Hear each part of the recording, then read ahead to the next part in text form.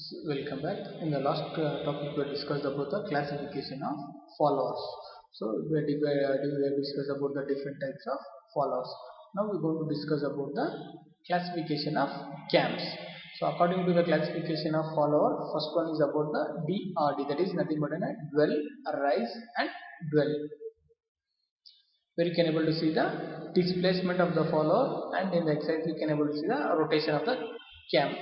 See, this DRD is nothing but a dwell. Dwell means the motion will be zero, means it doesn't take any motion, or it will be in the rest condition.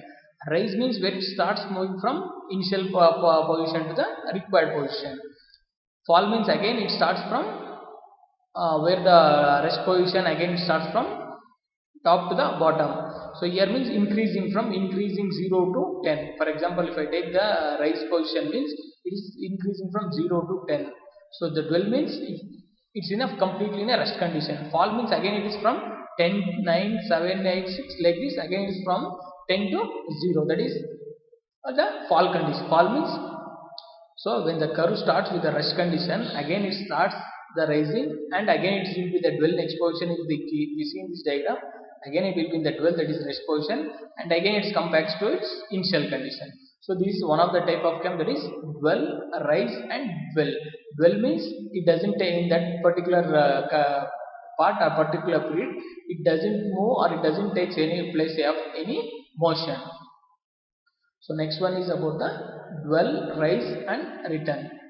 So that is nothing but initially you can able to see that dwell in this curve. You can able to see that dwell is nothing but so no motion takes place here.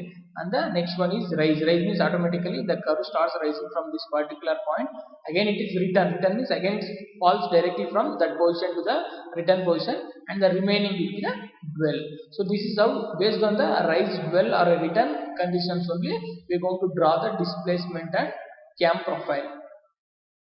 And the next one is about the, you can able to see the rise, return, rise, that is RRR. First it will start from the rise. You can able to see this rise, again it's return, again it's rise. So based on these conditions only we can able to draw the cams and displacement. So next one is about the, according to the different types of fall or motion. One is based on the what we consider is, one is based on the fall or, now based on the fall or motion. That is, you can able to see the wedge or flat cam. The flat cam is the follower moves in this particular direction. So next is, you can able to see the radial or disc cam. So if the knife edge means it moves along with the cam profile. Roller, again same, you can able to see the flat edge, and you can able to see the spherical. Means if the follower is moving in a radial, means it will be in a point contact. Disc means, as you told, it moves on the different path direction. So now you can able to see, so one is radial. If the disc means, that is what we have discussed is about the offset. As I told, radial means it moves to the point contact will be to the center of the cam.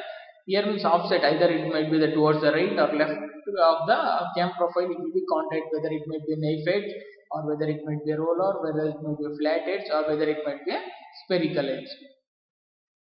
Next we can able to see cylindrical or drum cam, where this is the what we call as, you can able to see in this animation. So this will be a cylindrical or a drum cam, where the follower will be continuously contact with the cam. How this is how the motion takes place. So this is made up of with some animation videos.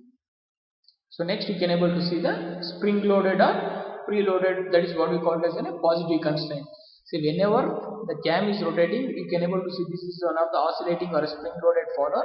So it will be always the directly continuous contact with the cams.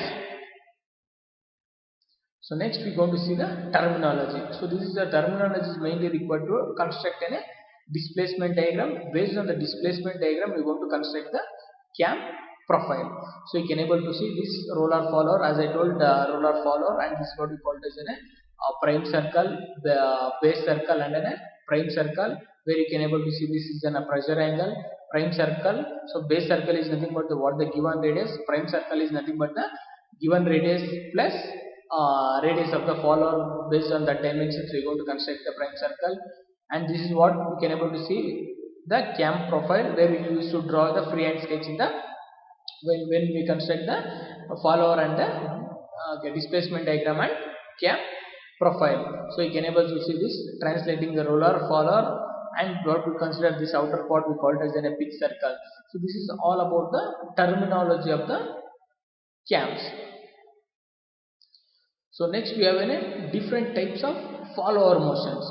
So the different types of follower motions are mainly we going to based on these different types of follower motions only these cams will be classified. For one is about the uniform velocity, modified uniform velocity, uniform acceleration and deceleration, or what we call it as uniform acceleration and retardation motion, and then a simple harmonic motion, and then a cycloidal motion. So these are based on this only whether it might be a condition, whether it might be to draw the displacement diagram either uniform velocity or UAR or UART, that is what we call it uniform acceleration and deceleration, or we call it as a retardation motion, and SHM, that is simple harmonic motion, and cycloidal motion. So based on following these motions or methods only we are going to construct the displacement diagram. Based on the displacement diagram only we are going to consider the cam profile. So these are the formulas. So important formula that is used to find out the maximum velocity and maximum acceleration for the different conditions. See where you can able to see this simple harmonic motion, that is to find the whenever the condition is simple harmonic motion, to find the maximum velocity and maximum, that is outstroke and instroke. Whether the SHM will be in if it is in the instroke means I'm going to use this formula, that is Vd will be equal to pi into omega s into 2 theta d. Similarly, if it is in the outstroke means pi into omega s into theta a. So similarly, further these are the important formulas to find the maximum velocity and acceleration values for the simple harmonic motion. Next, you can able to see uniform acceleration and retardation, or we call it as a deceleration motion. For that, to find out the maximum velocity and acceleration for instroke and outstroke. Similarly, for a cycloidal motion, outstroke and instroke. So these are the formulas. Whenever if they ask in the problem, we need to use these formulas and we need to find out the maximum velocity and acceleration. To find out that maximum, to find that omega is nothing but 2 pi n by 60, and where theta a is the angle of ascent and the theta d is in the angle of descent. So it will be always it will be in the radians. So that we need to convert to the degrees, from radians to degrees. So this is based on this only we are going to consider, or we are going to consider the follower, different types of followers and different types of cams. Based on this we are going to draw the cam profile and displacement diagram.